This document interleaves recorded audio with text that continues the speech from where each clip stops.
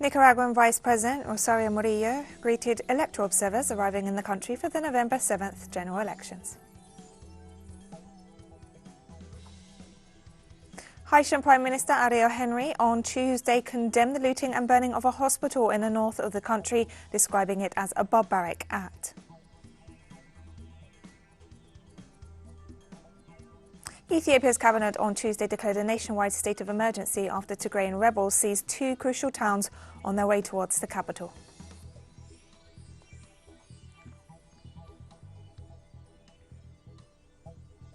From the headquarters of teleSUR English in Havana, Cuba, this is From the South. I'm Katrina Goss.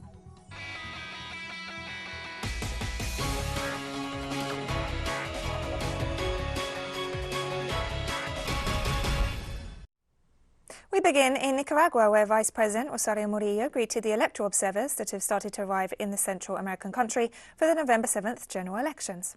The Vice President informed that a commission of 46 European delegates, 124 observers from Latin American and the Caribbean countries, as well as 40 international specialists in communication are already in the country.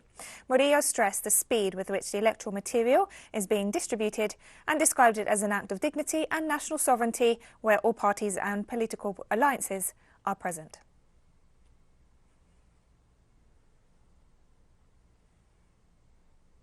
Argentina is preparing for its legislative elections on November 14th, during which the ruling party of President Alberto Fernandez is seeking to reverse the negative results of the primary elections. Our correspondent Oscar Orquera has the details.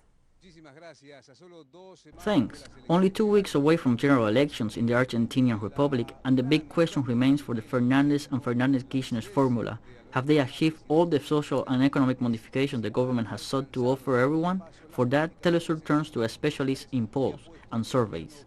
It was clearly one of the least attended primaries. The Conservative coalition barely scraped up any votes. They kept the same amount of 2019. There was nothing new for the coalitions, but there was a punishment bonus, mainly of the socio-economic sorts. That was key, because the ruling party took a blow in the primaries. Analyst Artemio Lopez understands the significance of these elections, bearing in mind the composition of seats of the Argentinian parliament. Then again, the composition could vary, maybe even force the Senate majority to stumble and have to compromise, and that would make it tough to govern. Other right wings in America are defiant and excluding. I think it's a key election because then the transit towards the end of the term would just be very difficult. The date is set for November 14th, when members of parliament in the South American country will partially renew the 127 seats of the nation's Congress with their votes, as well as the 24 places of the Senate of the Republic. The banging of the drums ahead of the general elections sets the pace for a turnout that will decide much for not just the lawmakers and the Congress seats, but also for the provinces and municipalities of Argentina. On Monday, 5 of Chile's 7 presidential candidates participated in a debate organised by the University of Chile in Santiago ahead of the elections on November 21st. The debate focused on education, culture, science and technology. Business, engineer and economist Franco Aldo Parisi and far-right candidate José Antonio were strongly criticised for not participating in the event. 35-year-old congressman and leftist candidate Gabriel Boric, the favourite to win the presidential election, said he would invest 1% of Chile's GDP in innovation and technology and advance a scientific system with gender equality. He also said he would create transition committees for polluting companies to ensure environmental sustainability jobs.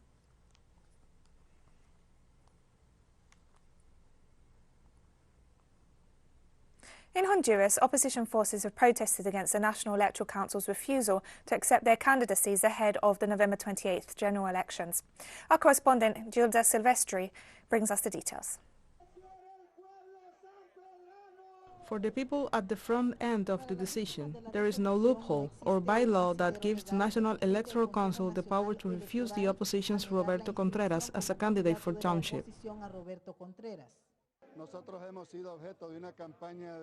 We've been the target of a slander campaign, of heresy, of all sorts and offenses against our dignity ever since this political project took off, but we thought that the tentacles of the liberal and the national parties wouldn't reach the supreme electoral institution, that is the National Electoral Council. Sadly, up until this moment, we have never heard of any reason for this. We haven't been notified nor seen any official statements from the National Electoral Council. Roberto Contreras is the runner-up representing three political forces that add to a majority of supporters in the electoral process. Therefore, the refusal to admit Contreras as a candidate is seen as a desperate measure from the ruling party. It is an action taken to stop a candidate that has all the odds in his favor, who can beat the National Party in San Pedro Sula. This is like telling the people of Honduras that they have made a decision, even though what the people of Honduras want is for them to leave power.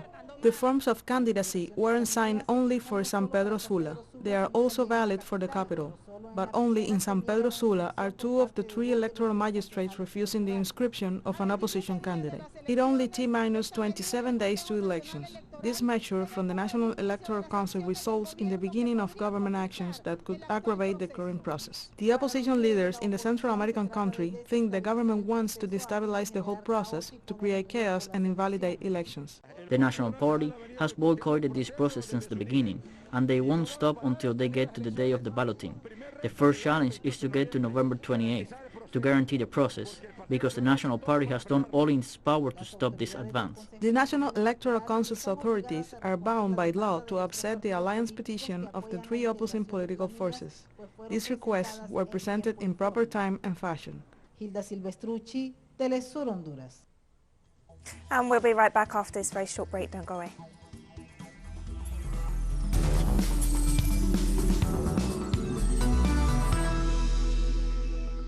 Welcome back to From the South. Haitian Prime Minister Ariel Henry on Tuesday condemned the looting and burning of a hospital in the north of the country, describing it as a barbaric act. The Prime Minister stated that such acts seek to sow anarchy in the country and endanger the lives of people and property. Henry announced that he had instructed the authorities to investigate and prosecute those responsible. On Monday, armed men entered the Sacré-Cœur hospital in the city of Milot, smashing everything in their path and threatening staff before setting fire to the facility. The fire consumed the laboratory and patient records. Haiti is suffering a spiral of violence, with armed gangs terrorizing the population and preventing the distribution of key commodities.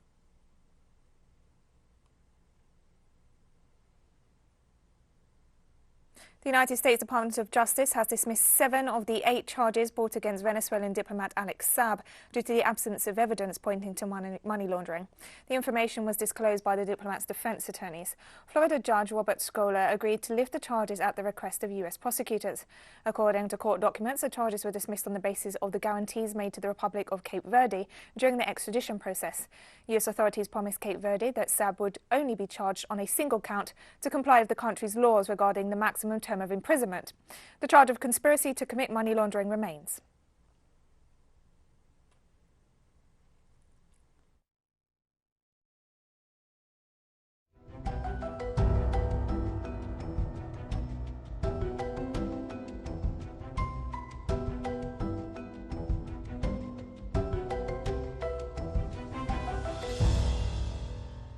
On Tuesday, world leaders issued a multi-billion-dollar pledge to end deforestation by 2030, a promise met with skepticism by environmental groups who stress more urgent action is needed to save the planet's lungs.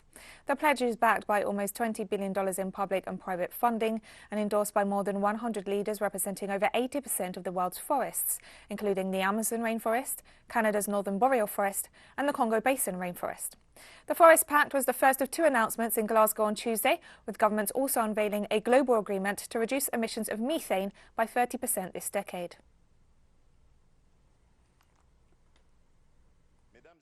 Ladies and gentlemen, in my capacity as President in Office of the African Union, I recently launched the Green Recovery Plan for Africa, which aims to strengthen measures in favor of environmental sustainability and prosperity in Africa. Faithful to this ambition, the Democratic Republic of the Congo has taken the following resolutions: to increase our determined contribution at the national level by bringing it to a 21% reduction in greenhouse gas emissions by 2030, launch a program to improve the planting of 1 billion trees by 2023, expand our energy mix by combining hydroelectricity, solar, biomass, etc. The National Strategic Development Plan and the resulting sectoral public policies are based on this vision.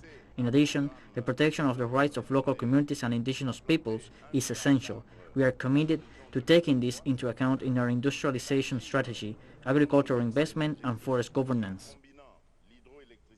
And following the announcement by world leaders at COP26 of plans to end deforestation, and in an exclusive interview with teleSUR, Bolivian President Luis Arce underlined that market mechanisms for protecting forests do not respond to the needs of developing countries. Who has the power in the market instruments? You know, the rich countries against the poor countries. You have to wait up to the markets work for them. Rather, in the other alternative position, you will have another fast instrument that will, meet all the requirements very quickly and, be very, very accommodative to the developing country needs. The Bolivian president also noted that his country has proposed another kind of instrument to protect forests and end deforestation. We proposed another kind of instrument, which is not a market control, alternative instruments, which is a direct support to the developing countries, because first of all, it's easier, faster, and it's more useful for developing countries because we understand and we have needs that are not necessarily met with the market instruments. That's why we're not happy with the only market instruments. We understand they like market instruments, but they're not useful for developing countries.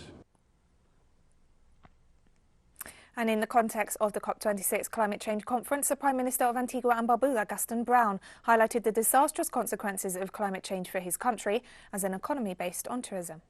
We are suffering most of the consequences of climate change. We're seeing more frequent and ferocious storms. We would have seen ocean acidification and the destruction of our coral reefs. And even the coastline in some instances, we're losing our beaches.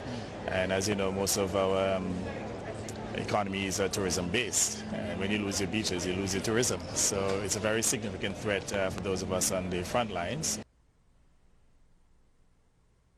Within the framework of the COP26 summit, Australian company Fortescue announced a multi-billion-dollar investment in Argentina intended to produce green hydrogen.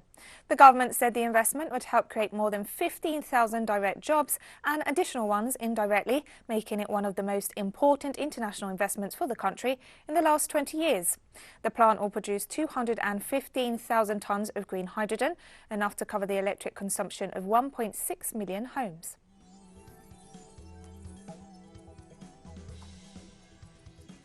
And we have more news coming up after this final short break. Stay with us.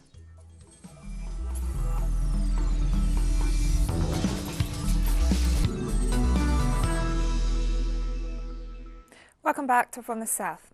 Ethiopia's cabinet on Tuesday declared a nationwide state of emergency after Tigrayan rebels seized two crucial towns on their way towards the capital. According to Fana Broadcasting Corporate, a state-owned mass media company operating in Ethiopia, the state of emergency was issued to protect civilians from the violent acts committed by the Tigray People's Liberation Front in several parts of the country. In recent days, the TPLF has claimed control of two key cities about 400 kilometers from Addis Ababa and has not ruled out marching on the capital, which has so far not seen any fighting.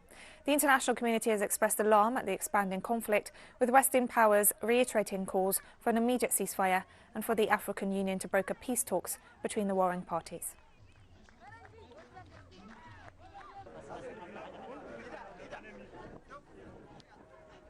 The United States continues its illegal presence in Syria, looting its natural resources.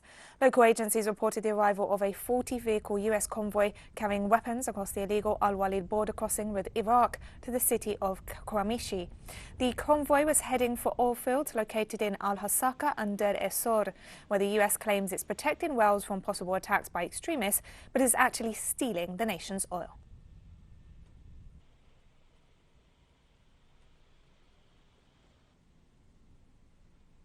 China's Foreign Ministry announced on Tuesday that 3 Chinese enterprise employees who were kidnapped in Mali in July had been rescued and are in good physical condition. We thank Mali and the relevant countries' governments for their efforts and support to safely rescue the Chinese personnel. The Chinese Foreign Ministry and Embassy in Mali will continue to do a good job of comforting and caring for the rescued personnel, and at the same time strengthen the risk of advisories and consular protections offered to Chinese citizens and enterprises in Mali, and earnestly safeguard their safety and legitimate rights and interests. The Chinese Foreign Ministry also denounced a lack of information provided by the United States regarding an underwater collision involving one of its submarines in the South China Sea. The U.S. has deliberately obscured the location of the accident as so-called international waters in the Indo-Pacific region. It has never given a clear explanation of the nuclear submarine's navigational intentions, the specific location of the accident, whether it was in the exclusive economic zone or even territorial waters of any country, and whether it caused any nuclear leak or damage to the ocean environment, among other issues of serious concern and doubt for the outside world. This fully reveals the lack of transparency and lack of responsibility of the U.S. We once again urge the U.S. to describe in detail the relevant situation of the accident, fully respond to regional countries' concerns, the key issues to stop sending warships and military aircraft to provoke trouble and make shows of force, and to stop actions that damage the sovereignty and security of other countries. Otherwise, I am afraid this type of accident will only become more frequent. And we've come to the end of this news brief. Remember, you can find these and many other stories on our website at telesurenglish.net. You can also follow us on social media for all the latest news. We're on Facebook, Twitter, Instagram and Telegram. For teleSUR English, I'm Katrina Goss. Thank you for watching.